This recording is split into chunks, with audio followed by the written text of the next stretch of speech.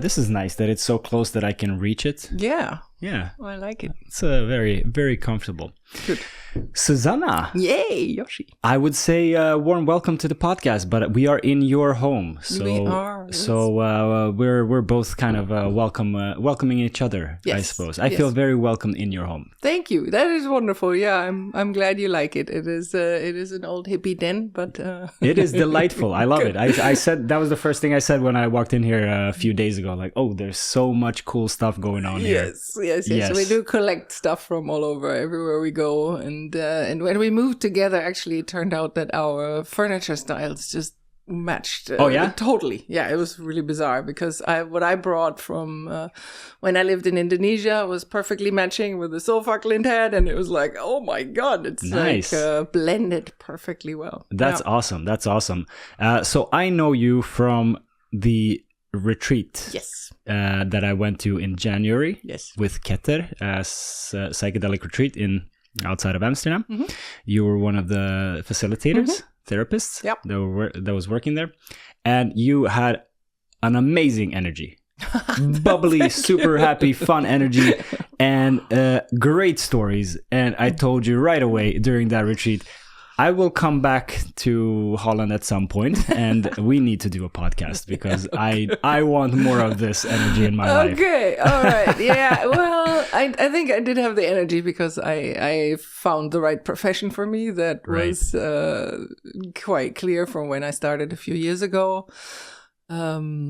It is such rewarding work and so much fun as well. And I think I function quite well when things get a bit messy and unpredictable. I thrive in that. So yeah, and yeah, you're right. My life has been reasonably wild, so that also helps to sort of carry work like that. Yes, I like that description. Reasonably wild. Yes. Before you became a therapist working with these retreats, I'm not a therapist. You're not a therapist. No, what are you? I have several coaching trainings. Okay. I'm a yoga therapist, so I coach with including the wisdom of the body, if you want, and I still have yoga clients and so forth on the side. Yeah. Got it. All right. But before all of this started, who were you? Who were you as a kid? Oh my god. Yeah, my childhood already was relatively strange, as in that my dad was 33 years older than my mom. Oh wow. They met in Northern Ireland and moved to a small Bavarian village, which was very Catholic. My dad being a Freemason and decided not to baptize me. That was all kinds of already quite strange to sort of survive in that environment. Right. But it also came with great upsides of like a totally liberated countryside life. I had a friend in the village, and we would just hang out with the horses and the pigs and the cows of the neighbors, basically. And I think that is one of the reasons I have I really have some trust in the world, because back then in the 70s, parents weren't like terribly worried where you would be if you're 5 and you leave the house for a few hours. Yeah, it's like, yeah, they will be especially in a fine. small village. Yeah, exactly. So I think to have that kind of trust from them, and also being sort of raised by the people there, and maybe considered slightly weird, but on the other hand also embraced in that way. Yeah, I think that was quite lucky. I think things got trickier when I was a teenager. Undiagnosed ADHD. A disastrous school career, and then a real where do I want to be? I felt always is a bit different. I hated this. We had moved to a small town in southern Germany. I rebelled against literally everything, whether that was school or parents or so I was really quite wild, and then from there I couldn't quite figure out what to do with my life. Then became a photographer, so I trained 3 years as a photographer. And after that, I always thought I would take a year off to really find myself, to see the world. And I had this plan. I would like, once this is over, I'll buy a ticket to Bangkok, and then I go through Vietnam into China, Tibet, India. So that was my plan. And then when I actually left, I still had a ticket to Bangkok. But then on the first night there, I met two wonderful German girls from Berlin. And they kind of twisted my arm and said, let's all do a diving course. And I said, nah, I don't know. I really want to head north. And and they said, oh, come on, you have a year, what's a week? So I followed them to this island, Koh Tao. Would this be like the early 90s? Yes. Or? Yeah. Yes. Mm-hmm. Yeah. And there, it was a total epiphany, because when I did my first dive in the ocean, I took the first breath from the equipment and thought, this is it. This is what I want to do for the rest of my life. So scrapped all plans, stayed there, did dive training after dive training after dive training, and ended up 11 years there. Oh, wow. Not only in Thailand, but the bigger chunk of my time there in Indonesia. Right. Doing diving and a bit of photography, and I traveled with a photojournalist. He would phone and say, "Hey, there's a gig in Papua New Guinea. Can you be there?" I'm like, "Yeah, great." Nice. So it was a real dream life. Yeah. Right. How was it in that part of the world at that time? Was it very? Fantastic. Yeah, I bet. But was it already filled with a lot of tourists, or was it less so?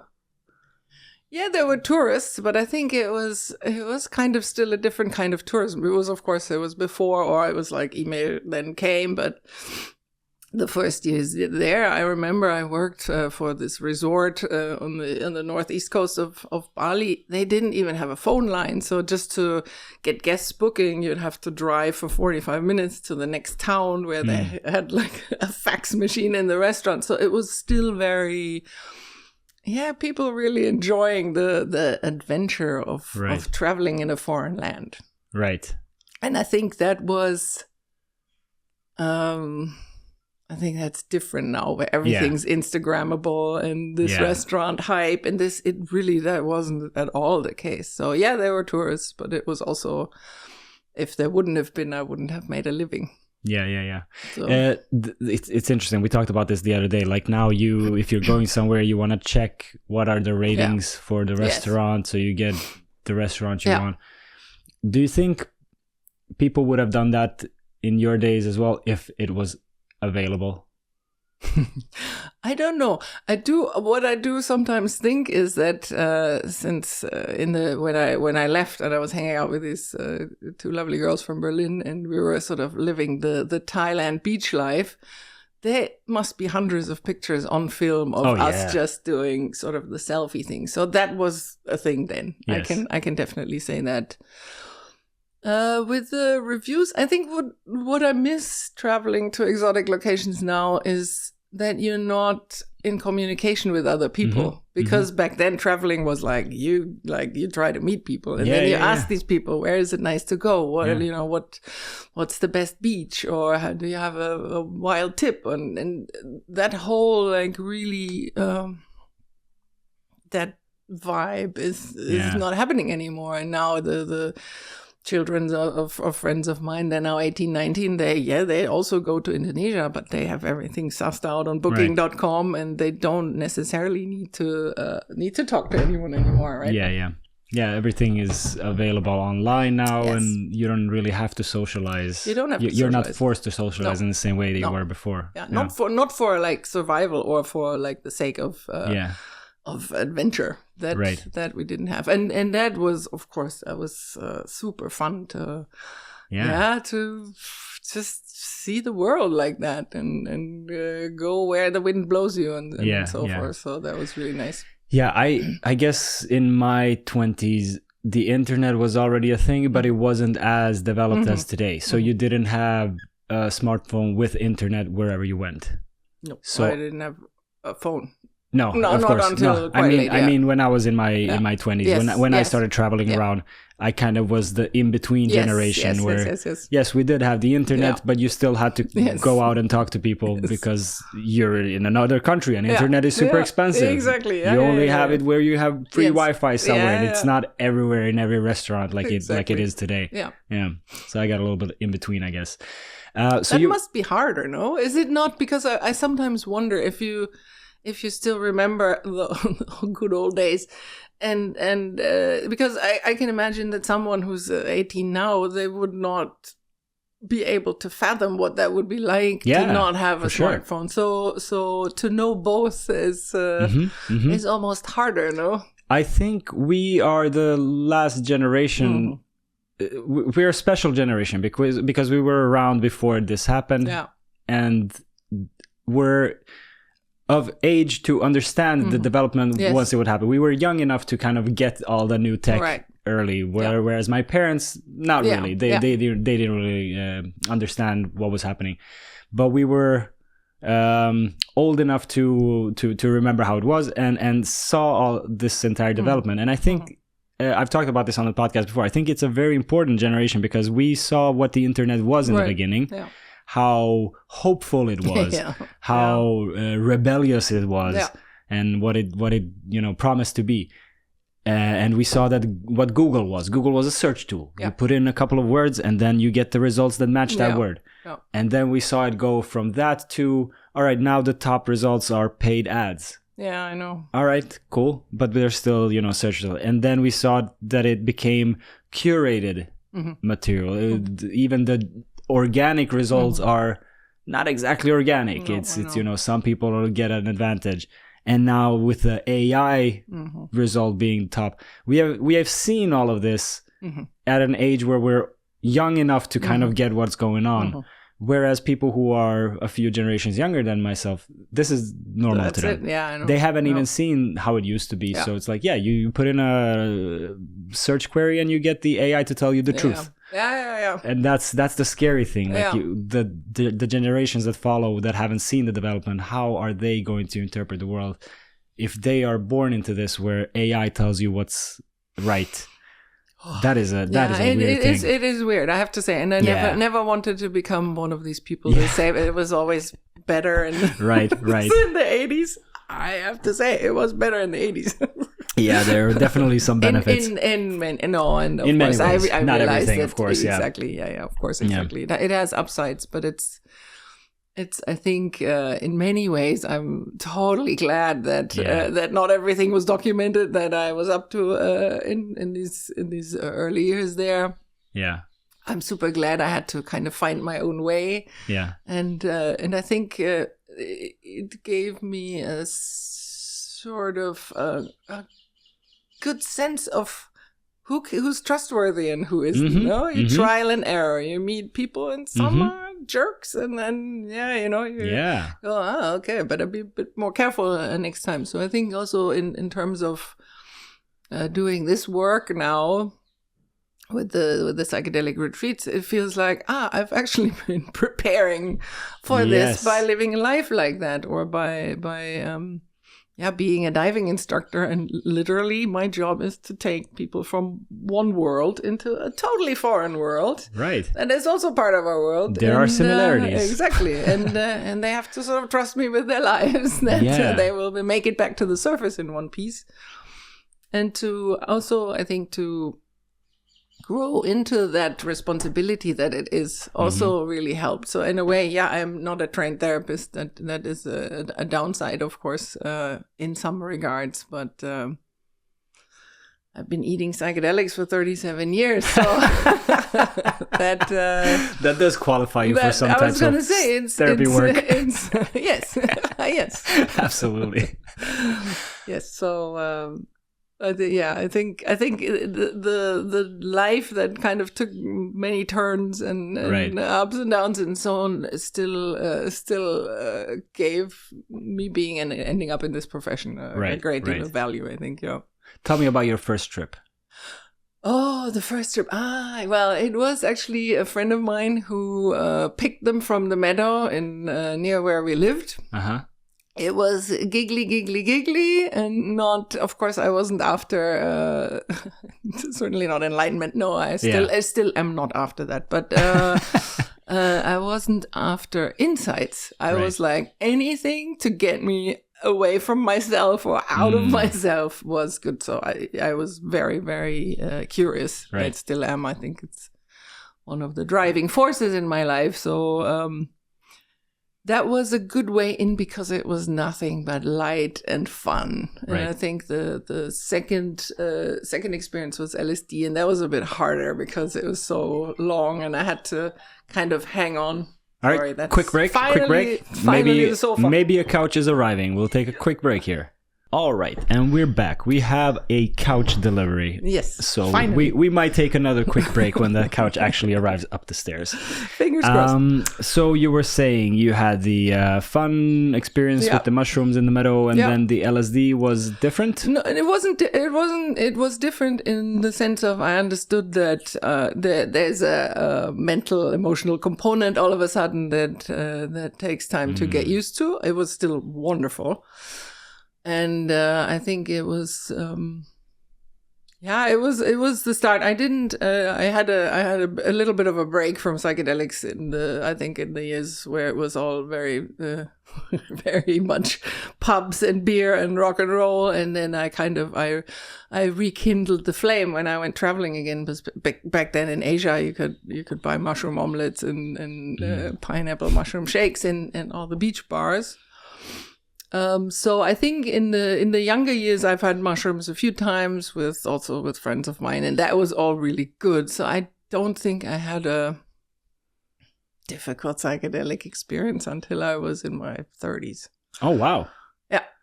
When I started to really kind of wanting to dig deeper, all the many, and it was many 11 years in Asia. It was a regular thing for us to do, my colleagues and friends and I don't ever remember it being not beneficial in a way. Right. So, that's interesting because these are obviously very powerful substances. And doing them in, let's say, an uncontrolled manner, which social activity usually is, can be very tricky. Yes. Like a lot of people, maybe shouldn't be doing it in that way. Maybe it's better for them to do it in a retreat setting or ceremonial setting or whatever. Absolutely. No, and I do remember, I did also, since I had only good experiences, I had, I don't know, sometimes they were dive clients or friends of friends, and I'd say, oh yeah, let's go to this bar and have the mushroom shake. And then we go to the club, and I had a specialized walk in Bali. And like first we went down like a long strip where it was like one bar after the other, like drag shows and like super neon lights. So that was fantastic in itself because it's like visually it lent itself. Yeah. And then there was a left turn, and there was like very old like willow trees. So it was super like mystical. Nothing, totally quiet other than like street dogs. And then we'd walk along there for about, I don't know, 100, 200 meters. And then we would do a right turn into an alleyway. It was like really, you could just sort of like fit a normal sized human in. Huge concrete walls of about 5-6 meters, totally pitch black. So people were like, oh wow, oh my God. However, I knew, since I knew the way, that it would sort of spit you out on the beach. Oh, okay. And then to come out of this very narrow, dark tunnel and onto this unbelievably amazing beach in the middle of the night. Right. Totally tripping was just unforgettable. And I've had people like sink to their knees and cry with joy. And I mean, it was amazing. When you get to the beach, right? Yeah, exactly. Feels like this huge relief. Huge release. Yes. And so I'm like, how could that not be nice, right? Or how can that not I don't know, connect you with a sense of the wonders of being alive, and if my mind can cooperate with this substance, then wow, who are we? So I think it was already sort of sparking the bigger questions of life. Maybe they were kind of swirling around already then. But then one of my dive clients happened to be a psychiatrist from Switzerland. And he overheard my friend and I planning a trip to the mushroom bar. And he said, "What are you? What? And then you're going out like to the club? That seems crazy." And I said, "What else would we be doing?" And he said, "Yeah, I use this in therapy in Switzerland, where it was regulated in a different way back then. Mm-hmm. So I was allowed, and that was another total. Yes, of course, this makes sense." And I think we have to take another break. Let's take a quick break. There is a couch coming away. Yeah. And we're back. Yeah, and we're back. Yes, so the Swiss therapist said, why are you using this social way? How must that be? We use this in therapy. And that kind of was, it really, I will not forget this moment because it made me look backwards, thinking, who would I be if I didn't have these, by then, probably 100 or some experiences? Right. And in what way did it also sort of steer me in the right direction? Right. Well, however, that's, of course, my mother would probably argue the right direction was diving instructor in Indonesia. Right. But in terms of shaping my personality or I don't know, developing my values or any of that, it was totally clear to me that in a way that these substances also saved my life, because I was really quite wild, so I could have gone down a very different path. So in that way, I think it was a real right. Now I have to look at these substances in a very different way. Yes. In terms of, and he said, we became friends. Sadly, he passed away a few years ago, but he said, well, there's a conference in Switzerland soon. And I think it was in 2006, I think, was the first one in Basel that I went to. Albert Hoffmann was there. It was like, oh my God, I was so starstruck. Oh, wow. That is cool. That was very Did you cool. have a chance to chat with him? I met him, but that's it. But I met all the, Roland Griffith and all these guys who were all there. And it was I did not consume anything there for whatever reason. But I do remember going home after these 3 days. Like, I didn't sleep for 2 nights, just like with my brain going, wow, what, like the impact that this could potentially have on the world of mental health and on and on and on. So, so that was really a turning point in the sense of I want to know how these substances can be losing their stigma, and everybody was like hippies and so I really dove into the science and found out everything I could and flew literally all over the world to all the conferences that were happening then. Mm-hmm.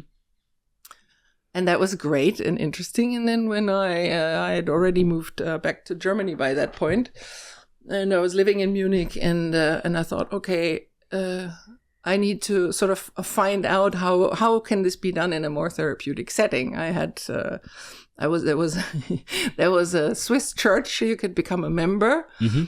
And you can donate, I don't know, 20 euros, and then they would send you the Holy Sacrament, they called it. So there was mushrooms, mail delivered to me in Munich. They unfortunately got busted, so that that didn't happen anymore. But yeah, the good thing was that I thought, okay, I need to also, now that I had a good glimpse of the research and I'm self-administering, I would like to see what else can be done here. Right. Probably a break is important. Quick break. Yeah. We'll be right back. Yeah. And we are back. Right. Couch has been delivered. Yes. Hallelujah. Put together. What's the word here I'm looking for? Put together. Assembled. Thank you very much. Yeah. And the delivery guys are out of the apartment, so now we can sit and talk, and no more interruptions. That's nice. And we forgot where we were. We were talking about who would you be if you had not had these experiences. Yes, and I think it was also about finding a place where I could kind of experience this in a more therapeutic way, which of course the that it can be used in real sessions with a therapist that's right. newer than I was. But I don't know, I was Googling for something like a new iron or something, and I got like from one article to the next to a blog or something about a place in Peru where they were only working with female shamans with ayahuasca. And I thought, okay, shamans, not interested. Amazon jungle, not interested. I can't dive there. Right. And still something in me said like, no, but I have to go there. I didn't know why. So I went there, and that was also a real turning point in the way of, it wasn't in the Western sense therapeutic, but it was like I arrived and I was trying to figure out what do I want from this experience. And I kind of had a... Sorry, could you just pull the mic a little bit closer? Yes. Sorry. Yeah, so I had a curiosity-driven motive, but then I also thought, oh my God, this is probably a once-in-a-lifetime experience. Right. So I want to know how the universe works and all of that. And then they sat with me in this consultation. So it was like a translator that translated from Shipibo, from their language to Spanish to English. And they all looked at each other and said, like, no, you need clarity. And I'm like, that's right, I need clarity. Okay. That is fantastic. They got it. I didn't. And that was really life-changing, I have to say. How old were you at that time? Oh, I was probably late 30s or something at that time. Mm-hmm. And I had combined it. So I was first in Peru and then at a psychedelic conference at one of the earlier MAPS conferences. So it was business and pleasure. Business and pleasure, yes. I mean, I wasn't in the business of psychedelic. I was just an ordinary yoga teacher then. But I combined it. And then I came from that retreat in Peru. We were there for, I think, 12 days in the jungle, drank 5-6 times, I believe. God. All of these ayahuasca retreats sound so damn intense. Yes, again, not a bad experience. It was intense. It was definitely that, but it was also like so fascinating to see how they work, and they work in total darkness, so they kind of, you can hear them crawl to your place, and then they sing the Icaros, and then what they sing to you transforms into images, and oh, wow. It was truly amazing. And so they sang the clarity songs. They kind of worked on me energetically, and I went to the conference, and there was I don't even know what the talk was anymore, but there was a man in the audience that asked a question, somehow referring to ADHD and this and this. And again, I was like, oh, I have to remember the name of the guy that asked the question. And I found him later. And it was Gabor Mate before he was like super famous. And then I emailed him afterwards and I said, do you think that ayahuasca could have an influence? I wasn't diagnosed then, but I thought if I went in feeling totally frazzled, now I walk out of this retreat, I can think straight and I'm like calm and collected. Could this be? And he said, yeah, actually, I think it can have that effect. And that's kind of on coming back to Germany. I found a psychiatrist, got diagnosed, and then thought, okay, so how can this be actually something? Because I didn't want to go on medication long term. How can this be helpful? That doesn't require me flying to Peru every few months. So I found a group here in the Netherlands that did ayahuasca works, and it was still legal then. And yeah, that became almost like a second family. So I went and drank there for years and years. I think it's like my 16th year or something now. Okay. So it helps calm the brain of someone with ADHD? For me, it worked. It's not. It doesn't last, unfortunately. Right. So how long does it last? From that first retreat, I think it was about 3 months. 3 months. So that's not bad. Yeah, that's not bad. Now it depends a little bit. It's also that I'm quite familiar in the state, or it's like a little less of a, oh my God, what was this? So I'm more familiar with it. I think in general it probably has helped me with many other things. Have you drank ayahuasca? Ayahuasca? No, I have not. Not yet. Not yet. We'll see what life brings, but I haven't yet. Has it called or knocked on your door or? I've been fascinated by it. Absolutely. Yeah. Who wouldn't be when you hear about it? But it hasn't pulled me in yet. Okay. Yeah. I have tried DMT. Yeah. The drive-by shooting of psychedelics. Exactly. That's a wonderful way of putting it. I will probably steal that because that's exactly how it feels like. You're just like, holy shit, what was all that? Yeah. I don't know what any of this means, but it was amazing. What was this? So it's very interesting, but not very insightful. Yeah. In some ways it is. In some way it gives you a feel of something. Okay.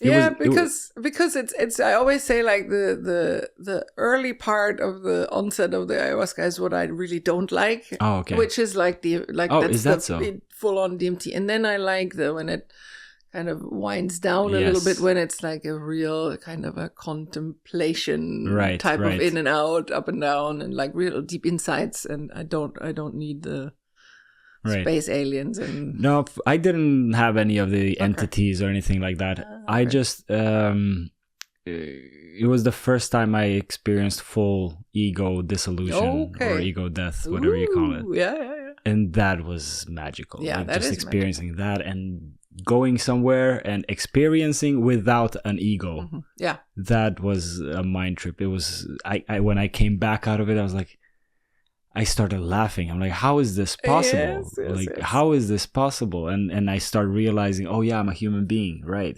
Yes. I did the DMT. That's why I was up there. Oh, how cool. And it felt like I visited the place where souls come from. Right. Yeah. Completely felt that way. And it was like, oh, right. I've been here millions of times. I know this place. Okay. Super familiar. Oh, has it changed your worldview in the sense of, I don't know. It probably has. I mean, I'm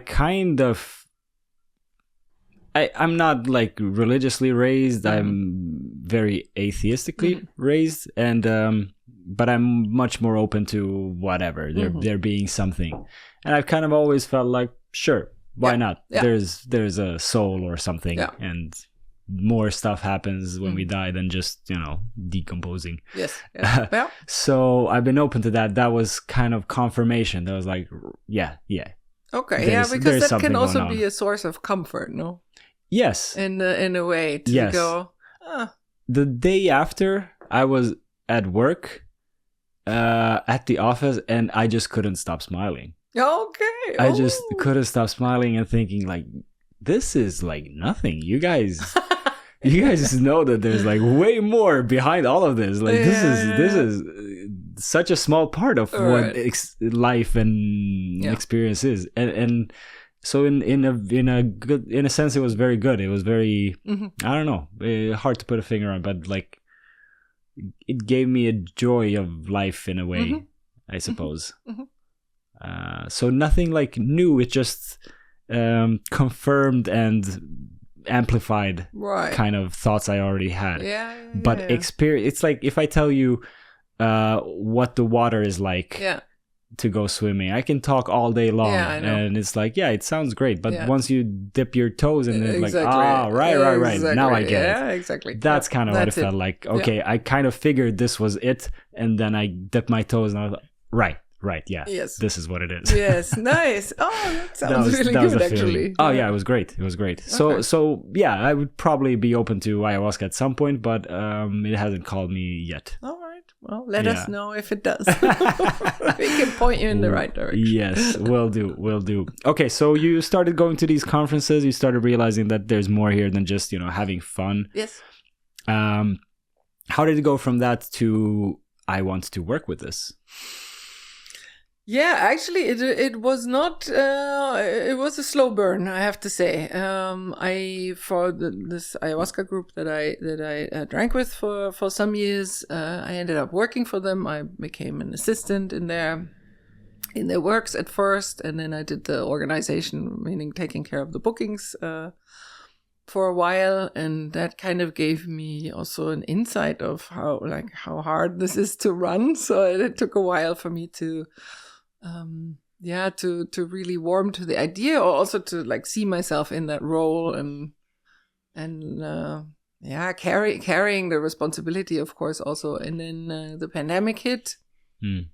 I had done the coaching trainings, but it was kind of a bit isolating, and just like being here thinking, no, I've been in tourism for my entire adult life. I really like working with people, is this now kind of being sort of trapped in the house? Is this what I really want to do? And then of course everything went online, and the Zoom coachings and this, and I thought, no, I don't think that's really for me. And then I was contacted by a friend of mine who was looking to organize truffle retreats for Germans in German, led by Germans. And I thought, well, okay, that's actually not a terrible idea, because I think when he approached me, I thought we kind of are, our target audience is quite similar in the sense of we didn't want the young experimenting ravers anyways. We thought, no, let's kind of make it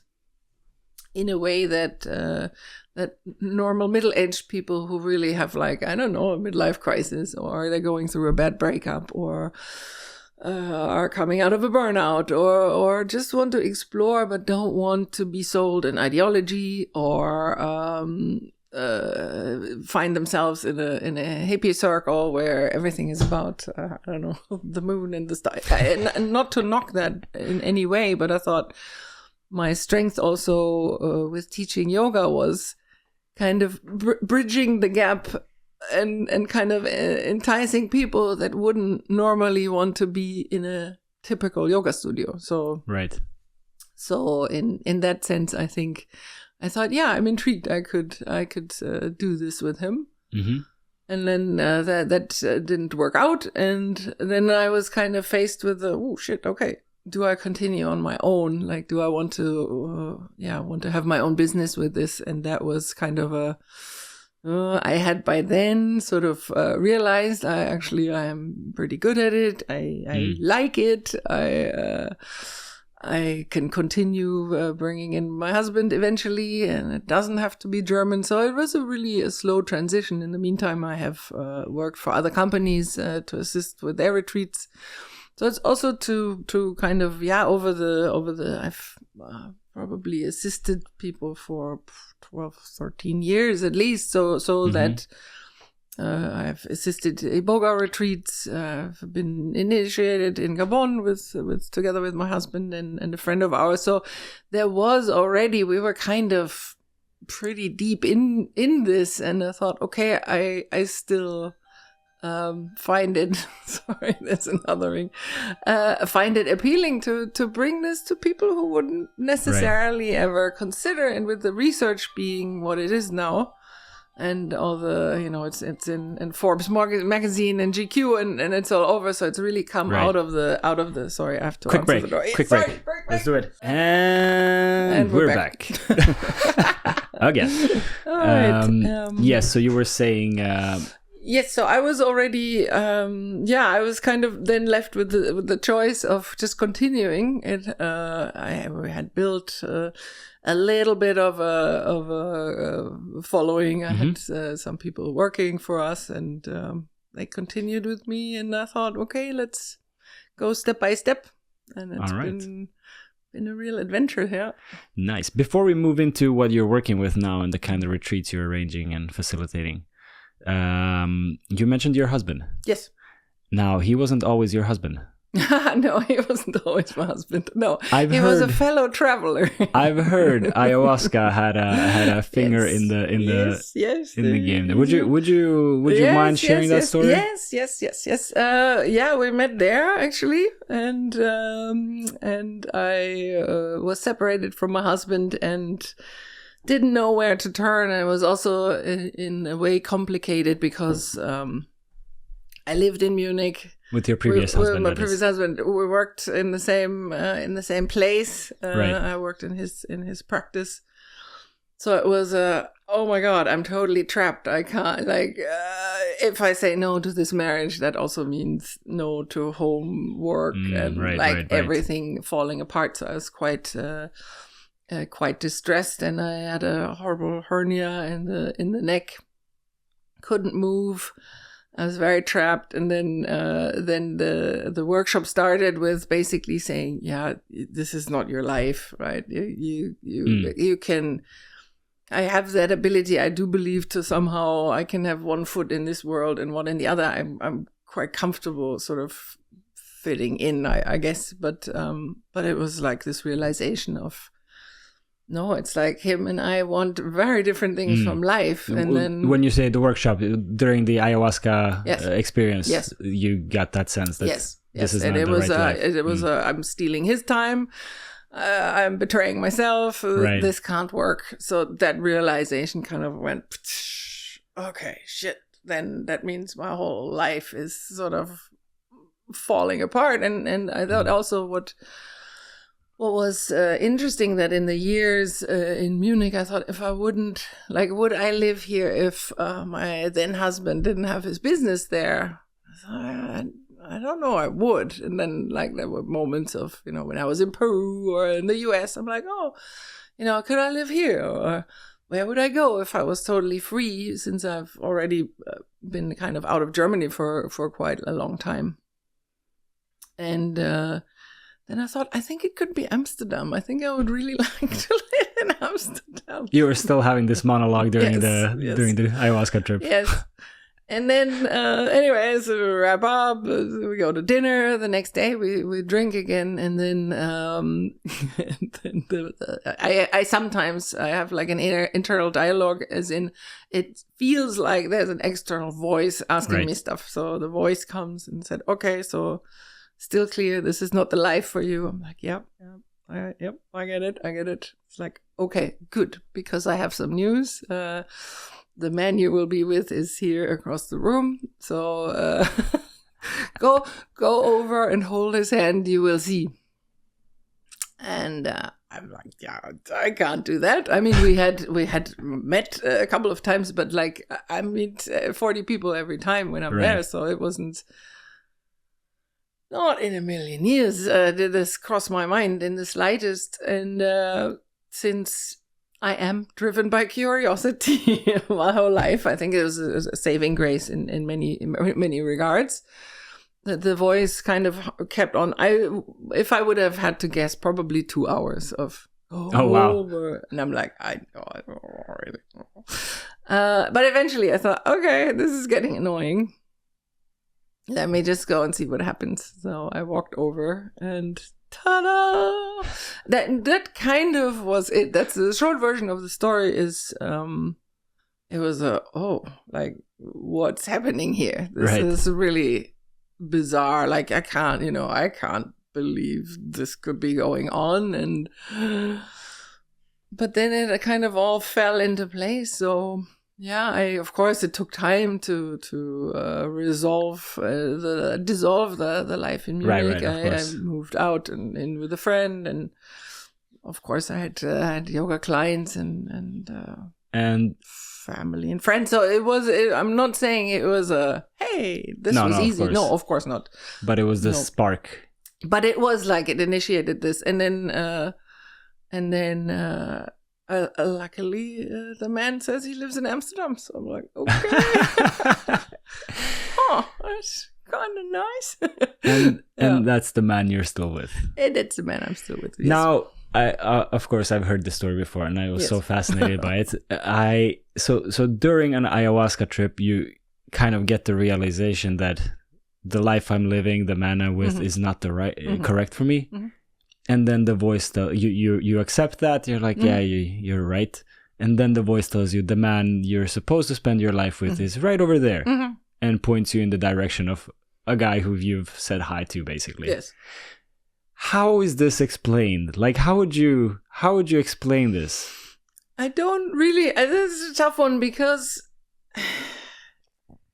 I mean, I'd be lying to not say I've thought that this is the one. Like several occasions in my life, I was always kind of an all or nothing, and I'd drop everything I had and move to Vietnam or whatever.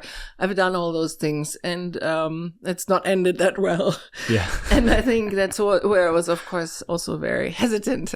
So were my very close friends who heard about it, and they're like, "Okay, not again. That's another," that's right." And I thought, okay, there has to be something here that will have to feel very different. Because I mean, if you ask me, is there an outside force telling me this thing?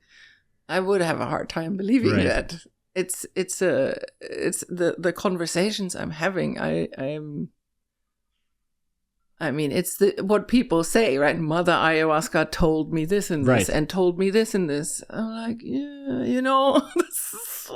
this is a slippery slope. If you take everything literal that Mother Ayahuasca told me, whatever. So it's I think for me the discernment to not fall into that trap, and it's what we tell our retreat clients, don't go home selling your house, divorcing your husband. In a way, I'm like, well, I could also see that if I wouldn't have used the momentum I had to kind of say, okay, this is all very, very terrifying, and my ex-husband is a wonderful man that I also loved, of course, the breaking point was also that I didn't want children, and he did. So that was a massive crossroads that we can't. I mean, you can't compromise on something like that. So it's not that it was all honky dory and all of a sudden this happened. No, of course not. So this was in the making for quite a while, of course. But to then not fall into the trap of saying Mother Ayahuasca told me, it sounds very cute, and it was wild when it happened, of course. But I think that years of therapy, years of working with these medicines also, and generally I do have a very good intuition. If not, I probably wouldn't be alive anymore. But to say that the therapeutic work, if you want, that I did on myself in terms of how am I in a relationship? Why am I going after the men I found appealing, and on and on? That something in my own screwed upness and of course, the consequences of my own upbringing and to some extent questionable parenting and so on, that had to come to okay, now it's time to let these old conditionings, put those to rest, and maybe find a man that actually really wants to know who you are, that is appreciative of all of this, that can handle it, that is also outside the box enough to live a life where, as you can see, live in a hippie den and and all that. So I think it was the growing up part in me that said this will be a different kind of a relationship. All of that makes complete sense. What is crazy is, how does your inner voice know that it's this guy? That I don't know. That is the fantastic. Even if it's not Mother Ayahuasca, it's like your subconscious speaking to you in the shape of a different entity. How does it know? Where did this come from? Yeah, that's true. I mean, there is the little cosmic joke that we shared before we were ever an item, is that I had seen him at workshops. So, you go and talk to people. I was also assisting there. So anyways, and I approached him. So you're from the US? Yes. I said, that's nice. Would you ever consider moving back there? And he said, no. I said, oh, why not? My half brother lives in LA, so I do like America. Well, I used to. I used to like it more.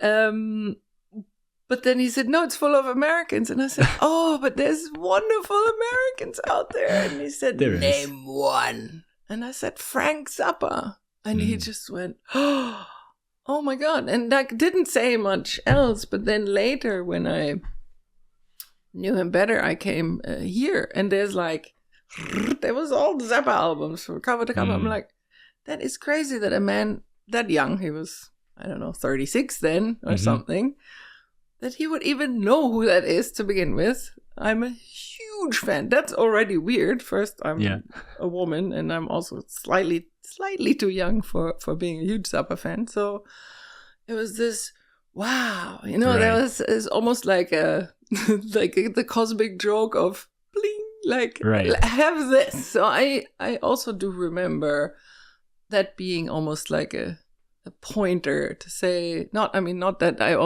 only want to hinge it on Frank Zappa, but it's also what is appealing about that? What speaks to me? Where is this real sort of underdog and the love for rock and roll, and to be able to, I don't know, go to a meditation retreat and to see Motorhead the next day. That was all right up my alley, and to find all that rolled into one human being was literally the needle in the haystack. And that I found. Beautiful. Yeah. Beautiful. Well, I'm glad to hear that. And I've met your husband, and he's a great guy, and you guys are a great couple. So whether it was your subconscious or Mother Ayahuasca, whoever it was, they did a good job there. And I'm not, who knows? I'm not ruling it out. I mean, I've experienced enough, also work with iboga, so that has definitely also, that's kind of where ayahuasca is like here, it kind of like and like really also totally shattered my worldview. I'm not ruling it entirely out, but I think that in the medicine circles, I think a bit more scrutiny is often well to be applied in the sense of maybe rule out more obvious things like I was ready for a Frank Zappa fan. Yeah. And my subconscious knew that, and not a plant mixture is whispering this into my ear. Yeah. Makes sense. Yeah. Makes sense. All right. So tell me a little bit about what you do now. Now I do psilocybin workshops mainly, and iboga. And I'm still affiliated with the ayahuasca group it's a little bit of a surrogate family there. So I go as a participant, but that has never called me to work with it as a substance. So I think for me the truffle work is really kind of ideal in many ways. It's legal, that's wonderful. It's really fairly safe, and it packs still a good enough punch to really see some incredible transformations. And I can attest to that. Yes, exactly. I was gonna say, you tell me. For people who don't know, truffles and mushrooms have the same active ingredient, psilocybin. Yes, that's it. And in Holland, where we're sitting right now, truffles are legal. Yeah. Mushrooms, weirdly enough, are not, but truffles are legal, and therefore a lot of psilocybin retreats are arranged here in the Netherlands. Yeah. Quite a few international groups, I would say, as well. And it is in Europe. It's one of the places where you can safely offer this without having to fear that the police marches through the doors. Yeah. Okay, so you arrange then retreats with psilocybin, truffles, and also iboga. Yes. Tell me a little bit first about the psilocybin retreats. Like, what do they look like? Who can come? How does it work? Anyone can come. They are on a lovely, lovely farm in the east of the Netherlands. It's not too far to the German border. It's still the same venue we had when I was with my German business partner. So people from Düsseldorf or somewhere in that area, they're like just having to zip over. We have two different formats of retreats. We have one that's like a shorter version. It's usually, I recommend it for people who want to do like a refresher, who have had some experience. Then they arrive Thursday night, and Friday we have a full day of preparation. So we do group exercises, some creative work, some movement that could be yoga or qigong, or so we offer kind of somatic movements. That depends a little bit on the group. So it's a whole day of preparation, and then on the Saturday we embark on the truffle journey. The reason why it's more recommended for non-first timers, it's just that they have a little bit more experience of what is the dose feel like. Right. So if we have first timers, and that's I'm also open to that. However, then we have to know that they are kind of in a state where they say if we dose too low and they regret it, then it's like to get over that kind of hump that they need to go over is harder to then dose afterwards. Right. Yeah, I think that of course gets determined in that we have online preparation that is one-on-one.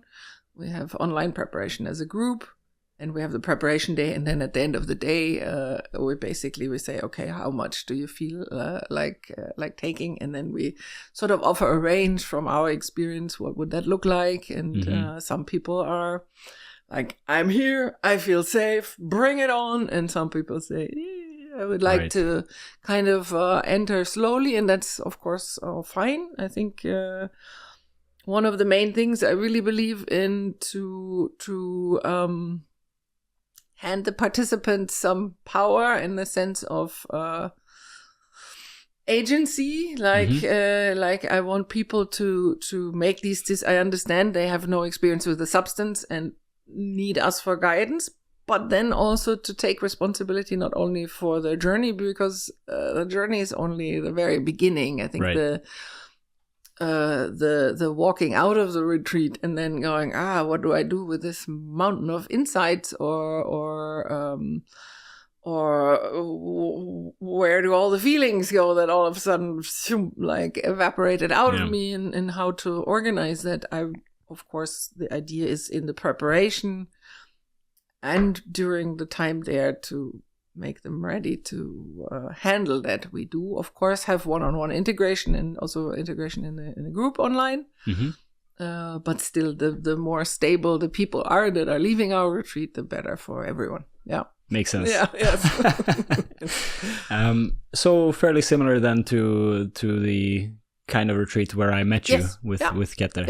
Yeah, it's quite, we are in alignment of kind of our values and how to run things. Right. Yeah, that's otherwise for listeners who are curious about that, Hanna Radomski, who runs Keter, was a guest on my podcast, so they can go check that out. Unfortunately in Swedish for non-Swedish speakers, but it is what it is. Yep. All right, let's talk a little bit about iboga. Yes. What is iboga? It's the most wonderful plant on the planet. Well, it is. In my mind, it is. Wow. It is a root bark from Central Africa, mainly Gabon. It has created big headlines. I think there's a Netflix documentary on ibogaine. So ibogaine has been very successfully used in treatment for addiction. So you can be like a 15-year heroin user and ingest iboga or ibogaine and come off heroin without any withdrawal symptoms or very, very minimal. So there's no substance like that on the planet that can do that. However, we cannot and do not work with hard cases like that. They should be in a clinical setting with hooked up to heart monitors and so on and so forth. So I think there's a little bit of two tracks. One is the more traditional way that Clint and I learned when we did our initiation. So we went to Africa and we underwent like a 2-week ritual there in Libreville with a fantastic man named Tatayo in a place called Ebando. Also really monumental experience of our lives, and we had been working with a couple and assisted them for about 5-6 years. And when they decided to slowly think about retirement, they were looking for people to hand this over to. And they asked us, and again, it took about 3 years of marinating and sleeping on it and really like listening and checking. And is this something that we can trust ourselves, that we can handle it? It's different in a way that it's not a classic psychedelic. The visions aren't psychedelic. They're more like being in a 3D movie or in a hologram. So it's very lifelike. it's a lot longer acting. So when people eat their main big dose on the third day of the retreat, some don't sleep for 2 to 3 nights. So it's kind of like an in and out. It's like a bit of a waking dream with like really profound realizations. Can be quite biographical. It can. When you say it's like a 3D movie, is it like an out of body experience that you see yourself in third person in a scene, or you can see that? Yeah, I have had that happen. It's a bit like you're watching a screening. A 3D screening. Ah, wow. Yeah, it can be, and it can be like very, very fast. Mm-hmm. It's quite bitter. Which, quite bitter. Like. Yes, it's, what does that mean? Many people hate the taste. Oh, bitter as in the taste. Okay, yeah, I thought of the experience. It's a little bit the experience matches the taste. Okay. Okay, and it can be very beautiful as well. It has a reputation as being quite hard and rough and brutal. Does it deserve that reputation? My experience, hell yeah. It was the hardest 36 hours of my life. My first experience with it was extremely challenging, right? But also very valuable. So I think is it worth it? Yes. However, Clint, for example, he has beautiful experiences. He dances. He's like, oh, this is lovely. So I think it's not. The reputation isn't totally fair. Right. It doesn't have to be harsh and brutal. It doesn't have to be. Right. No, but I think it's in the duration. It's in the. I think with other psychedelics that also come with the very psychedelic imagery. If you have visions, then a lot is left to your own interpretation. Mm-hmm. Or you can sort of wiggle and bullshit your way out of something that maybe could be an insight. And with the iboga, that is less so. It is very, you came here to hear the truth. Right. Now here's the truth. You don't like it. I don't care. But there's less wiggle room for I don't know. It's less metaphorical. It's very direct kind of substance. Is it as with other psychedelics that it works on what you have in your subconscious and it brings it up to the surface and forces you to confront it, or yes yeah, it's more than that. It feels like it really rewires your brain in a weird way, and it's also, in my experience, longer lasting. Like it's the effects afterwards, you mean? Yeah. Mm-hmm. I think it's longer lasting during the trip as well. One trip is like a 24-hour experience. It can really be that. It's tough to measure because some people are you go in and out, but some people really, the retreats are 1 week long. Yeah. The last group, I think they were all glad that they didn't have to leave earlier, because it's like you're physically wobbly, you're kind of stunned in a way of what the hell was that. It's also maybe for it to really have a positive effect, it doesn't have to make a lot of sense. It can be like the imagery can be very quick. Some people have. I asked the guy who first organized me to go to my first retreat. I said, "Oh, so what's it like?" And he said, "Oh, it's like Googling your subconscious." And I said, "Oh, nice. So everything's filed that I've ever experienced, and everything can be kind of like drawn out. Wow. It's amazing." And I thought, okay, when the effect comes on, I will try that. And I did, and I said, just any date. I was like, okay, so take me to May 23rd, 1973. And there was the image, and I was the baby. And then I kind of became my mother with all that she felt, and then my dad, and then my brother. And it was like, whoa, okay, this is another. And I was in therapy at the time, and also like my therapist was really lovely, but also quite old school. She's like, "That's if this is true what you're saying, then this is incredibly valuable from a therapeutic standpoint." And I think, and I tried again because I had no way of proving that was the day. So I thought, okay, let's go to like events of my youth where I know I know where I was, I don't know, August 16th, 87 or something, right? And, right. And I went there, and again, it's like immediately there in 3D and with the feelings, and it's like, oh my God, what does this mean about us as humans, though? And when you get taken back, do you relive the scene as it was, or can you affect it? Can you make a different choice? No, that I didn't try that. It was more like this actually works. Right. It was, for me, I think the reason I asked was to see, is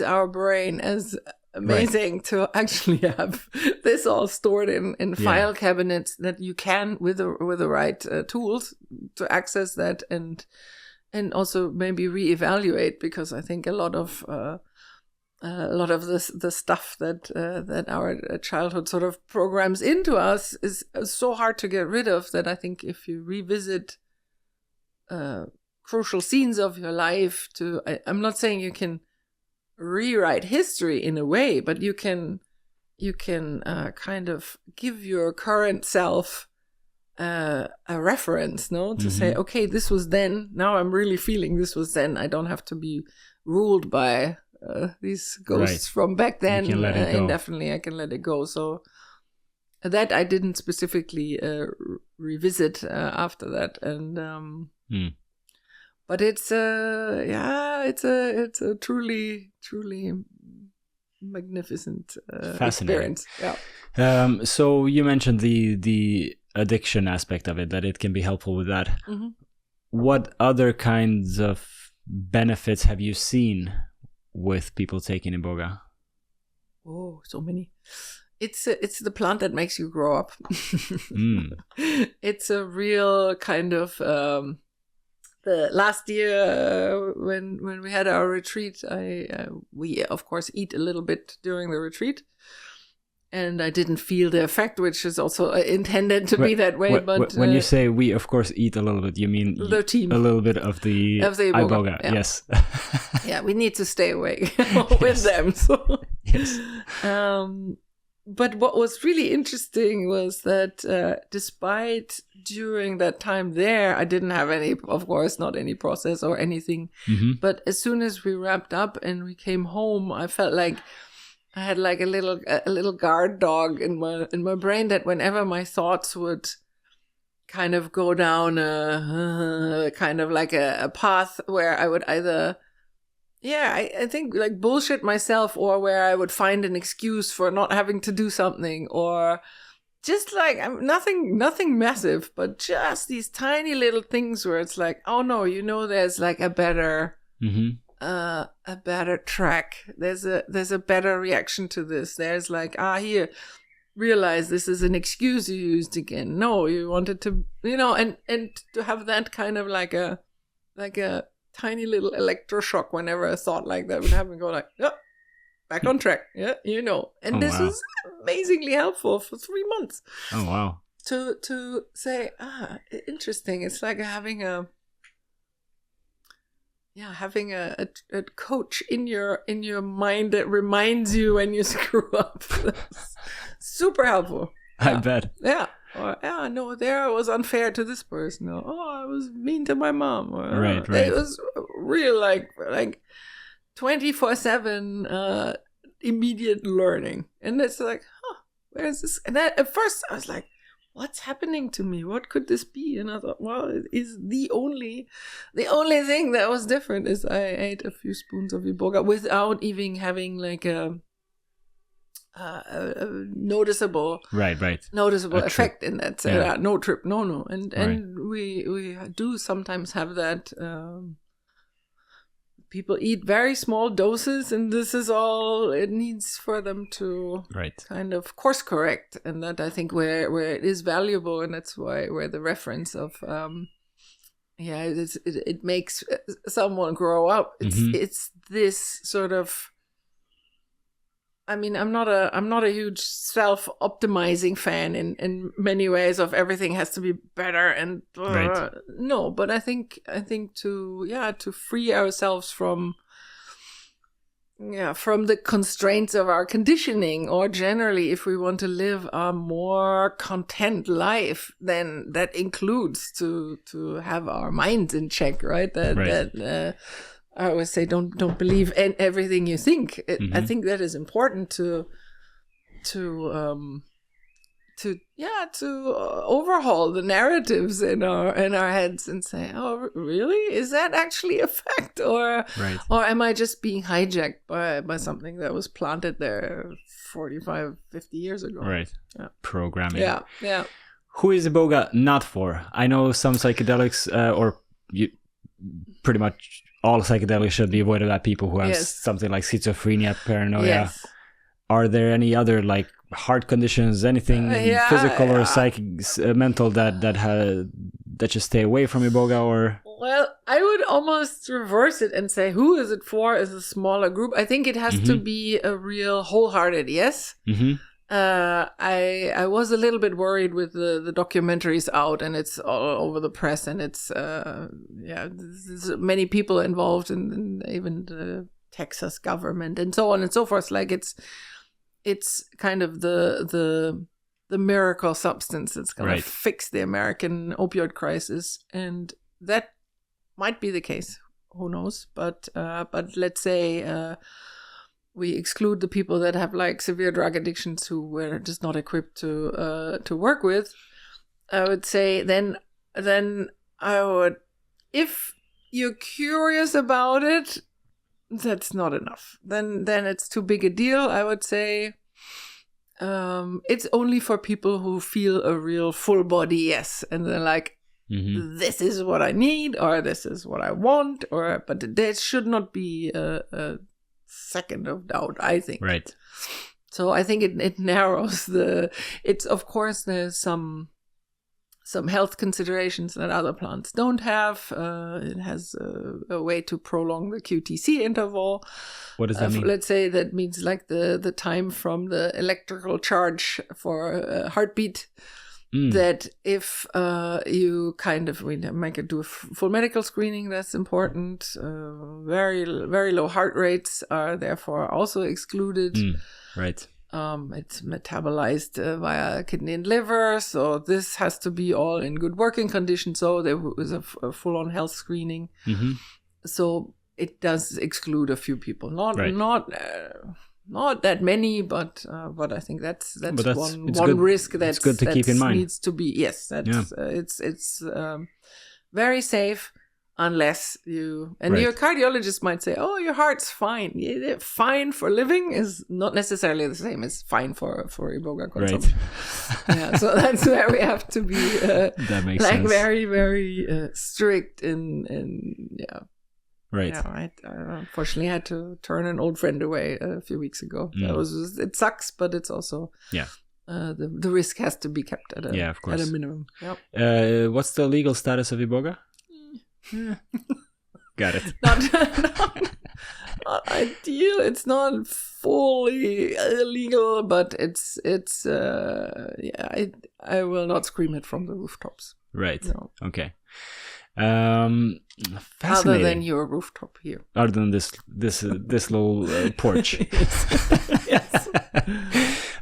Fascinating. I don't know much about iboga, and I began more than Have you seen the documentary? I have not. In Waves and War. No. That is worth it. I think it's what it depicts quite well. It's on Netflix. Is that I thought it would be like, oh, these war veterans, they resolve their trauma, but it's more interestingly made in the sense of they start with why would anybody voluntarily go into the Navy or whatever. Oh, okay. And then to be really left sort of hanging with this huge amount of trauma, and they have absolutely no way other than pharmaceuticals that often don't work, and on and on and on.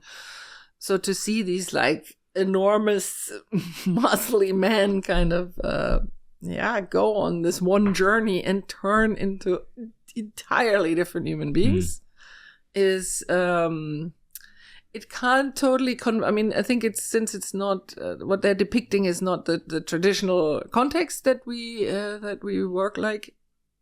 However, to have depicted in a quite a good way how much of a punch it packs, and how holy shit, this before and after is sort of speaks for itself. So I can recommend it as a good entryway, and then I can send you a few videos on more like the traditional use, which is also it has symbolism and meaning, and it's also an initiation right into adulthood, which maybe people there undergo when they're 12, 13, 14, and some people need to be in their 40s to go, okay, it's time to grow up. Yeah, so it is a very interesting substance in many ways, and you're very welcome anytime.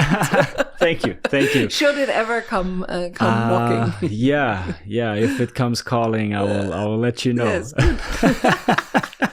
don't rush into it. It is really a commitment. Yeah, we were talking about it before. Like, I am, even though I'm fairly open-minded and have a few experiences of my own, I'm like super conservative in many ways. Yeah.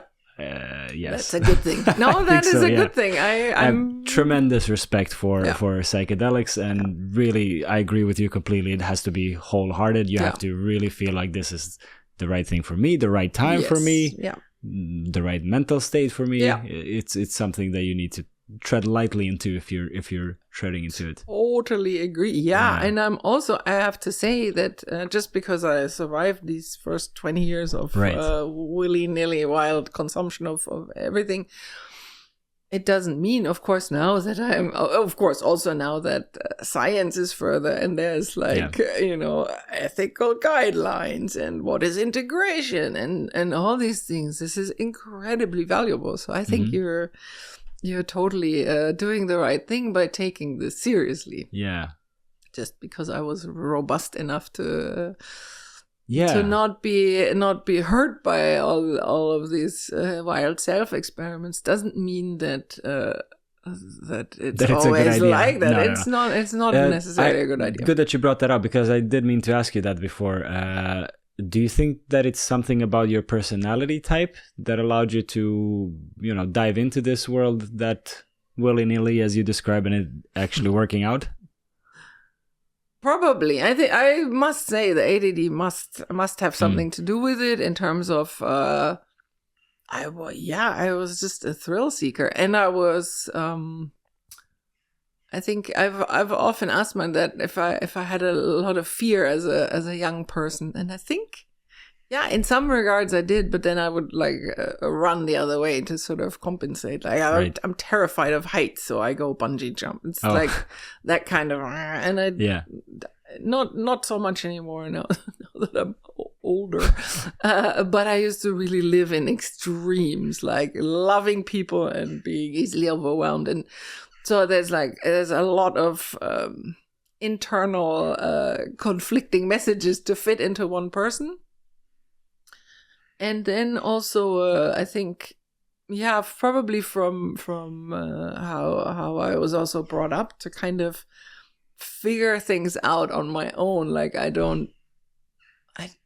the not asking for help. It was really interesting, because when I was first asked to assist in the psychedelic retreat, 13, 14 years ago, I thought, so you stand in the middle of the room and smile.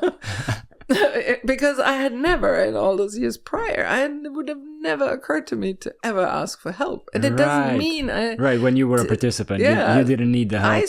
I struggled. I had moments where I thought the guy running the ceremony is an evil cult leader, and really not easy stuff. But I would muscle my way through, and I think to then be on the other end and see that people actually make use of the people holding the space in the room was a unbelievably valuable insight, to say, I don't have to muscle through everything on my own, and I think that had a big effect on life.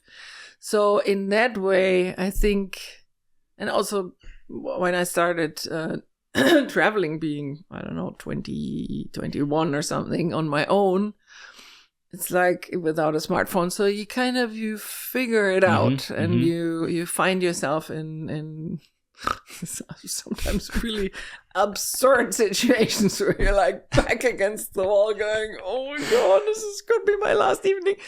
So there's situations where, I don't know, I just had to be somewhat street smart. So I think in that way, that has helped me to be, I'm not sure if fearless is the right word, but I have grown to trust myself in the way that I know I have a very well functioning common sense. I'm fair, I'm honest, I'm like, there's a lot of good that I can rely on. And I think that must have also somewhere be planted in my childhood, because I feel like I in all these really crazy adventures I've lived, I kind of also knew when to walk away, when to pull the plug, when to say no. But yeah, it's a bit of luck and good common sense, I guess, and good intuition. Right. Yeah. So in that way, the personality type, I guess, helped. And Probably. The curiosity. Yes. That's, again, without that, I don't think I would be alive to say, okay, what about that corner? Right. If we go just a little bit further there, what else could be there? So, yeah. Well, I can, since you were a facilitator at the one retreat I've been to, I can attest to you being a very, very solid presence. Thank you. And, you know, all of these experiences surely make you a great facilitator rock for people who are going through whether it's iboga or psilocybin. You were a fantastic presence in my experience, and you know, whenever I needed something, I just looked at you and you're like, hey, and that was enough. Like, I didn't even need any help. It's like, this is safe. Yes, you're very good at making people feel safe. Yes. And I think so. Like you'll get through it. Like that, you give off those vibes. Like, you'll get through it. Maybe it's difficult. Don't worry, you'll get through it. Yeah, that I would say so. Yeah, yes. I think, so you did have a good experience. At that retreat. Fantastic. I had a lovely experience. And did it when you, because I remember you sharing very well. But when you left there, was there something in particular that you kind of could preserve, or that I don't know, added to your life as it is now, that was valuable? It's a good question. The one thing that really stuck with me, which I talked about in the podcast before, in the conversation with Hannah, is I really felt like, okay, I get it. What religious people are talking about right now. Yeah. Like, I really felt like the presence of something divine. Yeah. And for a while, like for a good solid few hours, it just made complete sense. It was the most obvious thing ever. Right. That I get it. Yeah. I'm gonna talk to my religious friends after this, be like, I get it. I get it now. Yeah. That was the one thing that stood out for me, which, you know, I've kind of dabbled in before. Yeah. I told you about the DMT experience, but it was just so intense this time and so tangible. Yeah. That is like, I guess there's something to this stuff. Okay, because I know that window can close, and especially when it comes to something like as monumental as religion, then it can be a bitter pill to swallow, and say, okay, I now let this also shape my worldview. So has that kind of, are you a bit more cozy with it still, or do you say, this is now a faint memory, I don't think there's anything to it? I would say it, to me, this might sound strange, but to me it doesn't really matter. I don't really feel like it would change my life if it's if God is real or not. I'm already trying to live a good life. Long before I did any psychedelics or anything like that, I've tried to live a good life in whatever sense of the word that I can. So it's I've never articulated this in this way, that it doesn't really matter to me, but that's how I feel. Like, this could be real or it's not. So whatever, like, just live a good life anyway, as if it were real. Exactly. I think that's a wonderful takeaway. And it's also how I feel, because I was holding on to being an atheist for so long, and then these experiences, I'm like, but and then if this feeling or this connection isn't in any way real, then why does it keep happening? So I wouldn't call myself atheist anymore. I would probably say agnostic. Yes, probably there's something going on. I don't know what it is, but to each their own, right? Yeah, I think that's still where I'm quite cozy at. Yeah. To say, who knows? Who knows? And to find when we went to Gabon to be initiated with iboga, I said, I want iboga to tell me how the universe works. Show me God. And only that little thing. Exactly. And then I laid on my mat, and I asked the question, and the answer was like something like that. No, I mean that's cute. That's cute. Exactly cute. But thanks for the question, but here's something from your childhood instead. Exactly. That's hilarious. Yeah. So I think that was I mean, it said several times, I'm driven by curiosity. Right. That's fine, and that has its place, but it's also the constant needing to know if I'm an atheist, then what if there are all this driven by that is also not very fruitful. So I thought that what this experience there kind of brought me is to say, I don't know, and I will never know, and that's fine. Exactly. I can accept that, and just like you said, that being kind of aiming to be living a content life. I don't have to be happy, ecstatic every day of the week. Who cares? It's just to sort of see how can I be a decent human being and do the best you can. Exactly, do the best you can and have a positive impact here and there, and and try to minimize the negative impact. Exactly. Don't be an asshole. Try to make it nice for really the people around you. Exactly. Yes, I agree. That's a wonderful place for us to wrap things up at. If people want to find your retreats, where should they go? They should go to soulforest.net. Soul Forest? Yeah. SOUL. Yeah, soul and forest as one word. Yeah. .net. Yeah. Fantastic. So I can reach out, and there's a free info call is always, of course, totally no strings attached. So if someone's curious and wants to say, maybe this is for me, then I'm very happy to talk to anyone who might be interested. Yes. Fantastic. Sounds great. I'll put the link in the description so people can find it. Great. And we'll save the crazy Japan stories you have for our next conversation. Has to be a next conversation. Little cliffhanger for the viewers. There's some more. There's more. We'll talk more. We'll talk more. All right. Fantastic. Thank you so much for sitting down and having a chat with me. Thank you for coming all the way. I know you had another exciting engagement, but thanks for stopping by. I'm very, very, very happy that we got this opportunity. Yeah, me too. Thank you so much. And look forward to more of them in the future. I'm in. Awesome. All right. And thanks to everyone for tuning in. Catch you next time. All right. Bye-bye. Bye.